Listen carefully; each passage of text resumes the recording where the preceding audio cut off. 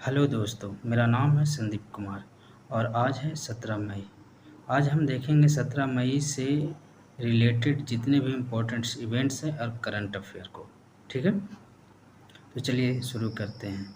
17 मई 2007 को कोरियाई युद्ध के बाद उत्तर और दक्षिण कोरिया के बीच पहली बार ट्रेन यात्रा हुई। ठीक है, कोरियाई युद्ध के बाद कोरियाई युद्ध क्या था कि कोरियाई युद्ध जो है 1950 से 1953 तक चला था। ये 25 जून 1950 को शुरू हुआ था, ठीक है ना, जिसमें उत्तर कोरिया ने दक्षिण कोरिया पर आक्रमण कर दिया था। यह शीत युद्ध के काल में लड़ा गया सबसे पहला और सबसे बड़ा संघर्ष था, जिसमें उत्तरी कोरिया के साथ सोवियत संघ था और दूसरी तरफ दक्षिण कोरिया के साथ अमेरिका था। ठीक है, तो 17 मई 2007 को कोरियाई युद्ध के बाद पहली बार दोनों देशों के बीच ट्रेन यात्रा हुई। ठीक है ना। अब इसमें जो है वो उत्तर कोरिया और दक्षिण कोरिया के बीच की रेखा कहलाती है 38 समानांतर रेखा। ये 38 समानांतर रेखा जो है वो उत्तर कोरिया और दक्षिण कोरिया को विभाजित करती है। ठीक है, आगे आज ही के दिन 17 मई 2004 को मैसाचुसेट्स एक ही सेक्स विवाह यानी कि समलैंगिक विवाह लाइसेंस जारी करने वाला पहला अमेरिकी राज्य बना था। ठीक है ना, समलैंगिक विवाह को लाइसेंस जारी करने वाला पहला अमेरिकी राज्य बना मैसाचुसेट्स। ये इसने 2004 में 17 मई 2004 में लाइसेंस जारी किया था। ठीक है, आगे 17 मई 1875 में यूएसए में पहला केंटकी डर्बी रेस हुआ। ठीक है ना, डर्बी रेस घोड़ों की रेस होती है। ठीक है ना, तो पहला केंटकी डर्बी रेस हुआ यूएसए में 17 मई 1875 में। आज ही के दिन 17 मई 1861 को दुनिया की पहली रंगीन तस्वीर ली गई थी। ठीक है, दुनिया की पहली रंगीन तस्वीर ली गई थी, जिसे जेम्स क्लार्क मैक्सवेल द्वारा सुझाई गई तीन रंग विधि का मतलब होता है प्राइमरी कलर। जैसे प्राइमरी कलर है रेड, ब्लू और येलो। ठीक है ना, ये प्राइमरी कलर है। ठीक है, इन प्राइमरी कलर के मदद से हम लोग और अलग अलग कलर बना सकते हैं, जैसे कि ग्रीन, वाइट, ब्लैक नहीं, ब्लैक कहने का मतलब कोई कलर नहीं होता। ठीक है ना, तो इस तरीके के कलर जो भी जितने भी कलर्स होते हैं उतने कलर्स हम बना सकते हैं। तो जेम्स क्लार्क ने सुझाव दिया तीन रंग विधि का, जिसकी मदद से 1861 में थॉमस सटन ने पहली रंगीन तस्वीर ली। ठीक है, तो ये देखिए, ये है दुनिया की पहली रंगीन तस्वीर जो आप पिक्चर देख रहे हैं। तो थॉमस सटन ने 1861 में 17 मई 1861 में पहली रंगीन तस्वीर ली। आज ही के दिन 1792 में बटन वुड्स समझौते के तहत न्यूयॉर्क स्टॉक एक्सचेंज का गठन किया गया। न्यूयॉर्क स्टॉक एक्सचेंज एक दुनिया का सबसे बड़ा स्टॉक एक्सचेंज है। ठीक है, जो अमेरिका में है। तो आप समझते हैं कि बटन वुड्स समझौता क्या था। बटन वुड्स समझौता उसका संस्थापक दस्तावेज है जो अब न्यूयॉर्क स्टॉक एक्सचेंज है। ठीक है ना, अमेरिकी इतिहास में सबसे महत्वपूर्ण वित्तीय दस्तावेजों में से एक है। बटन वुड्स समझौता जो है ये संस्थापक दस्तावेज है न्यूयॉर्क स्टॉक एक्सचेंज का। ठीक है ना, समझौते में न्यूयॉर्क शहर में प्रतिभूति व्यापार को व्यवस्थित किया और 17 मई 1792 को 68 वॉल स्ट्रीट के बाहर 24 स्टॉक ब्रोकर के बीच हस्ताक्षर किए गए। ठीक है ना, कहानी के अनुसार यानी किंवदंती लोगों के कहने के अनुसार जो हस्ताक्षर किए गए थे वो बटन वुड पेड़ के नीचे हुआ था, जिसकी वजह से इसका नाम बटन वुड समझौता पड़ा। ठीक है, अब स्टॉक एक्सचेंज क्या है, न्यूयॉर्क स्टॉक एक्सचेंज क्या है, इसका जो उपनाम है द बिग बोर्ड है। ठीक है, इसको शॉर्ट में बोलते हैं NYSE। ठीक है, ये जो है वो लोअर मैनहट्टन में स्थित है। ये बाजार पूंजीकरण के हिसाब से दुनिया का सबसे बड़ा स्टॉक एक्सचेंज है, ठीक है ना। इसके जो ऑनर है, मालिक जो है, वो इंटरकॉन्टिनेंटल एक्सचेंज है, ये एक कंपनी है, ठीक है ना। तो ये न्यूयॉर्क स्टॉक एक्सचेंज के मालिक हैं। अभी जो इनका चेयरमैन है वो सैरन बोवेन है, ठीक है, और प्रेसिडेंट लाइन मार्टिन, ठीक है। अभी जो इस स्टॉक एक्सचेंज में जो कंपनियां लिस्टेड है वो तकरीबन 2400 कंपनियां इसमें लिस्टेड है, और इसका मार्केट कैप 22.649 यूएस ट्रिलियन है, ट्रिलियन डॉलर है, 22.649 ट्रिलियन डॉलर जनवरी 2023 के अनुसार, ठीक है। आगे बढ़ते हैं। आज ही के दिन 17 मई 1865 में पेरिस में अंतर्राष्ट्रीय ग्राफ संघ की स्थापना हुई थी, जिसका बाद में नाम बदलकर अंतर्राष्ट्रीय दूरसंचार संघ रख दिया गया था। इसकी स्थापना जो हुई थी वो अंतर्राष्ट्रीय रेडियो और दूरसंचार को नियमित और मानकीकृत करने हेतु हुई थी, ठीक है। तो 1865 में 17 मई 1865 में अंतर्राष्ट्रीय दूरसंचार संघ की स्थापना हुई थी। आगे 17 मई 1990 में विश्व स्वास्थ्य संगठन की आम सभा ने समलैंगिकता को मानसिक रोगों की सूची से हटा दिया। 17 मई 1990 में विश्व स्वास्थ्य संगठन ने समलैंगिकता को मानसिक रोगों की सूची से हटा दिया। तो ये थे आज के इम्पोर्टेंट इवेंट्स। अब चलते हैं डे की ओर, ठीक है ना। तो आज के इम्पोर्टेंट डे में सबसे पहला डे है international day against homophobia, transphobia और बाइफोबिया। ये जो डे मनाया जाता है वो LGBTQ के बारे में जागरूकता बढ़ाने में मदद करने के लिए मनाया जाता है, ठीक है। इसके बाद आता है national walnut day, world stationery day, national work from home day, फिर आता है world telecommunication and information society day. ये जो मनाया जाता है वो इसके तौर पर मनाया जाता है जो आज स्थापना हुआ था अंतर्राष्ट्रीय दूरसंचार संघ, उसके उपलक्ष्य में मनाया जाता है world telecommunication and information society day. और छठा जो है वर्ल्ड हाइपर टेंशन डे मनाया जाता है, ठीक है। चलिए अब देखते हैं करंट अफेयर्स।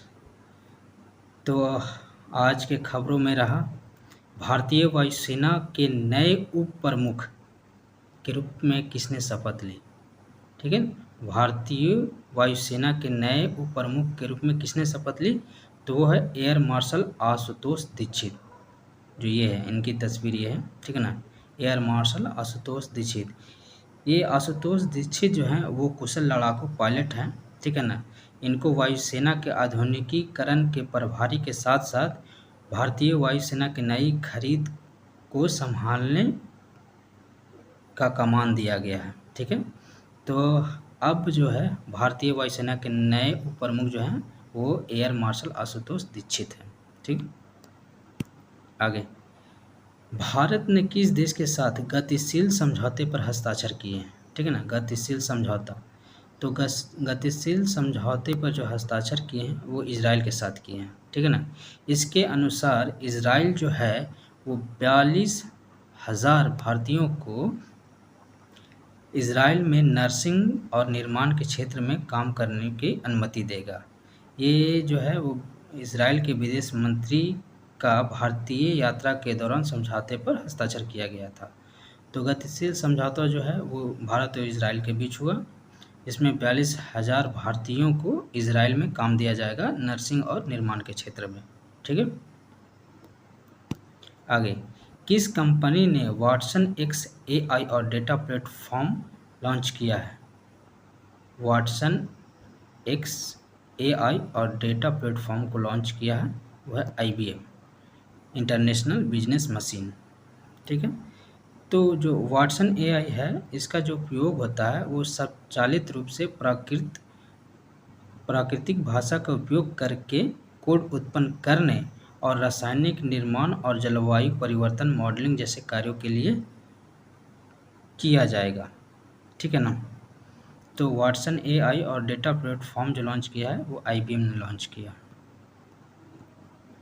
आगे, हाल ही में किस देश में पोलियो से पहली मौत की सूचना दी गई है, यानी कि किस देश में पोलियो से पहली मौत हुई है, ठीक है ना। तो वह है अफ़गानिस्तान में। अफ़गानिस्तान में पोलियो से पहली मौत हुई है। दूसरा, हाल ही में कौन सा एयरपोर्ट दुनिया का सबसे समय का पाबंद एयरपोर्ट बन गया है, तो वह है हैदराबाद एयरपोर्ट। हैदराबाद एयरपोर्ट जो है वो दुनिया का सबसे समय का पाबंद एयरपोर्ट बन गया है। आगे, किस अंतरिक्ष एजेंसी ने एउलस सैटेलाइट विकसित किया है।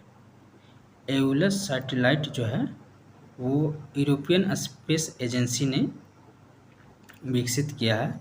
ये जो सैटेलाइट है वो सबसे प्रभावी मौसम विभागों में से एक है, ठीक है ना।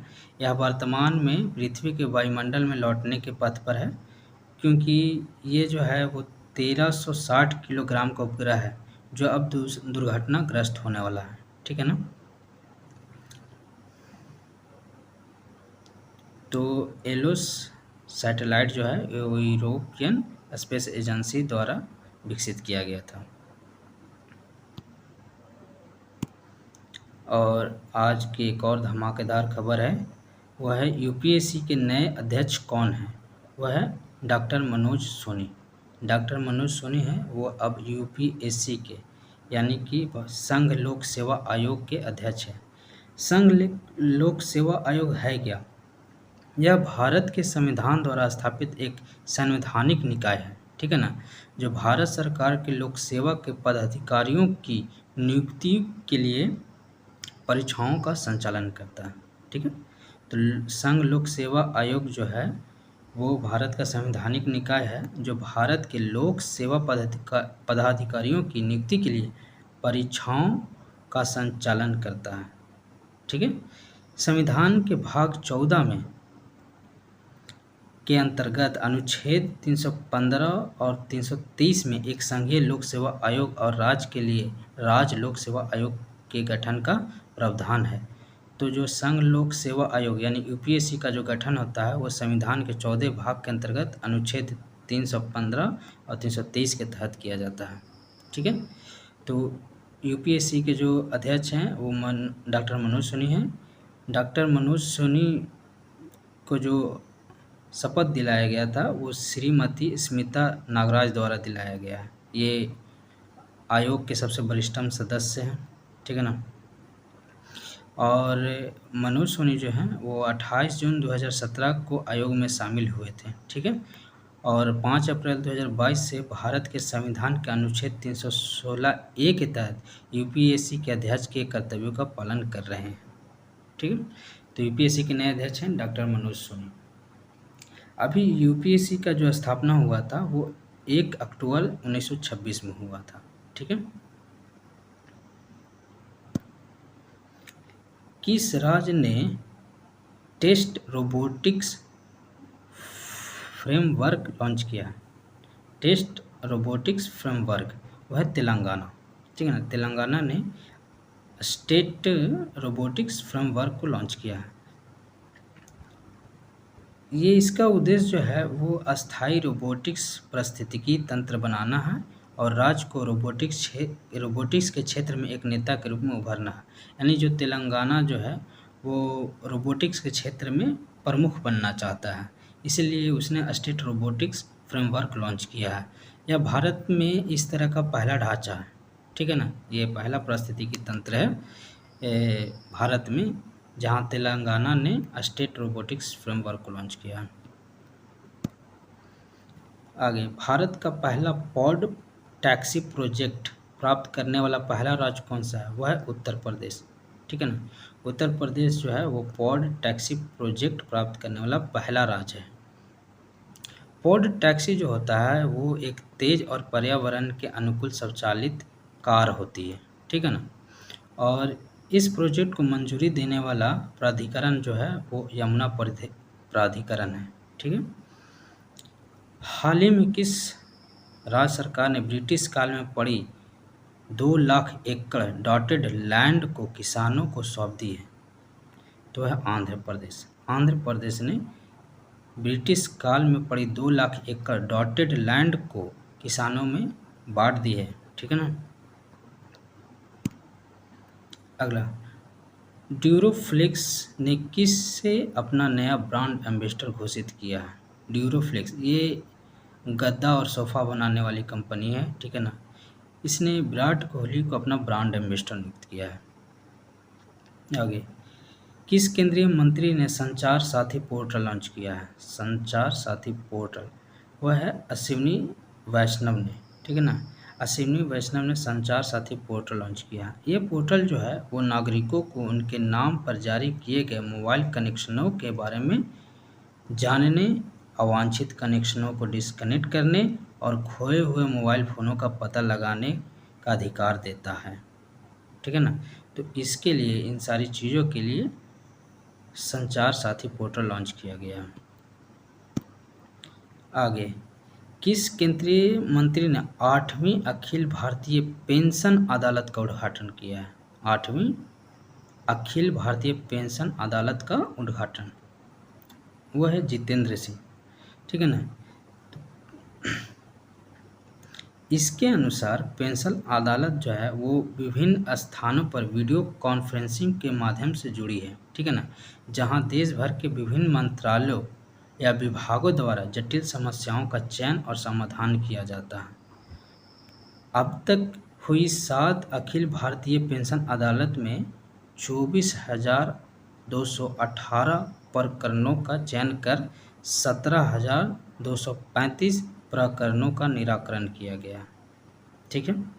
तो अब 8वीं अखिल भारतीय पेंशन अदालत का उद्घाटन जो है वो डॉक्टर जितेंद्र सिंह ने किया। तो दोस्तों ये थे 17 मई के प्रमुख इवेंट्स और करंट अफेयर्स। मुझे उम्मीद है कि आपको पसंद आया होगा। तो इसी तरह आप तैयारी करते रहें और अपनी ज़िंदगी में सफल होते रहें। चलिए, धन्यवाद।